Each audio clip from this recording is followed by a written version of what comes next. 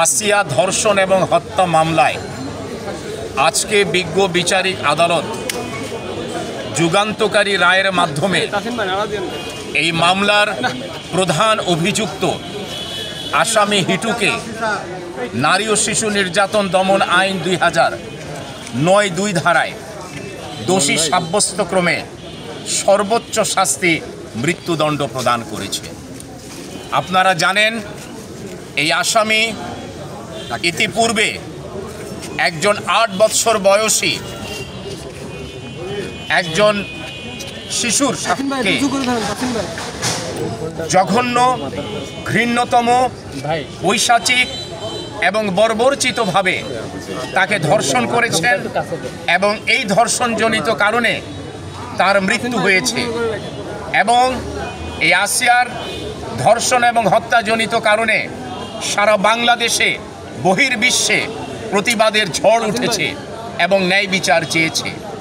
এই মামলায় বিজ্ঞ বিচারিক আদালত সকলের সহযোগিতায় prosecution, defence, law enforcing agency, witnesses এবং এই মাগুরা জেলার পুলিশ প্রশাসন সকলের সহযোগিতায় দ্রুততম সময়ের মধ্যে অর্থাৎ within a period of month এই মামলাটি নিষ্পত্তি করেছেন, যা একটি বিরল ইতিহাস হয়ে থাকবে এই মাগুরায়, এই দেশে। এবং এই মামলায় তার পরিবারের অন্যান্য যারা সদস্য ছিলেন, যাদের বিরুদ্ধে পেনাল কোডের সেকশন 506 পার্ট 2 সেকশন 201-এ যে অভিযোগ গঠন করা হয়েছিল, তাদেরকে মামলার দায় থেকে খালাস প্রদান করেছেন। স্বাধীন বিচার ব্যবস্থায় বিজ্ঞ বিচারিক আদালত তার জুডিশিয়াল মাইন্ড অ্যাপ্লাই করে এভিডেন্স অন রেকর্ডের উপরে এই জাজমেন্ট প্রদান করেছেন।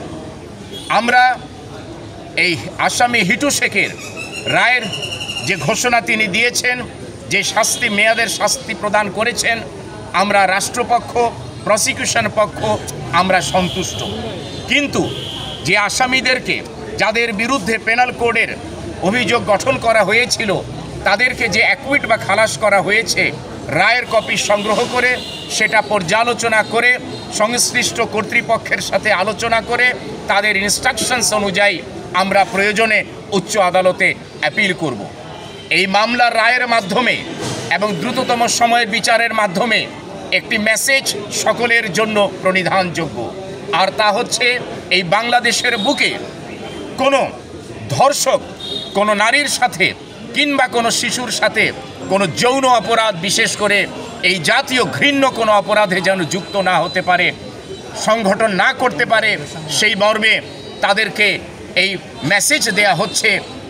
যদি তারা করে তাহলে আইন আমলে আসবে এবং সেই ক্ষেত্রে রাষ্ট্র প্রয়োজনীয় আইনানুগ ব্যবস্থা গ্রহণে বাধ্য হবে।